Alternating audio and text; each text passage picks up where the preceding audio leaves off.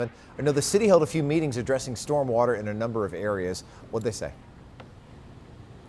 Well, as you heard, flood watches continue in our area. You might have seen some of those alerts on your phone in the past several days. So the city of Tampa is looking to mitigate stormwater flooding concerns here in the South Tampa area, as well as throughout the city, all the way to North Tampa. So they're holding public meetings to try to ease some of these anxieties, but also set expectations when it comes to the harsh realities of rainfall. The city says they are working 6 days a week on stormwater maintenance in the area, prepping ponds, pipes, and pumps. Mayor Jane Castor announced earlier this year a $94 million investment in flood reduction infrastructure, including upgrading pump stations, installing backup generators, and cleaning drainage systems. They've removed 250 tons of debris from the 600 miles of pipes that are in this city just this year. But officials remind folks, if it rains long and hard enough, it will flood regardless, and residents should prepare and stay safe.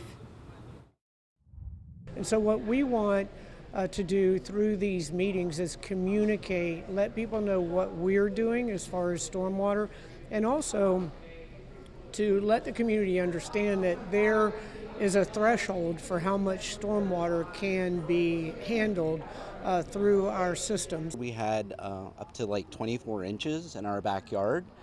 So flooding has become a concern, especially with more development in our city as well, which has seemed to be causing more of a problem with flooding in the neighborhoods.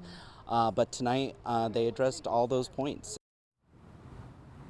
Now, here in the South Howard area, a big project is in the works. The city planning to upgrade undersized pipes below the ground, which means digging up South Howard Avenue to potentially Swan Avenue in sections. It's a controversial project for business owners and residents, but the mayor told me today it's necessary with the rampant floods that they've seen in this area. And as you heard from Paul, it will continue to rain for the next several nights. So the biggest message is just to be safe, prepare, and don't drive on flooded streets. Back to you guys. Sure. Evan, let me ask you about this. We know that there were some flood warnings in effect for some of the rivers in our area. What should residents know about that if that's still a concern?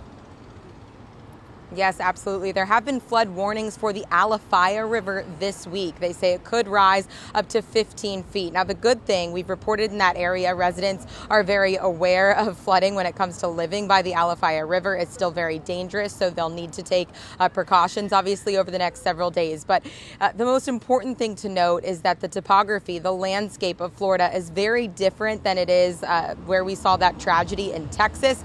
The terrain in Texas led to that massive flooding we saw there. So I know there's a lot of anxieties around that when it comes to flooding rivers in Florida, but it's a very different landscape here. Back to you guys. Sure, makes a big difference. Great point you make. Evan Moon live for us. Make sure you do download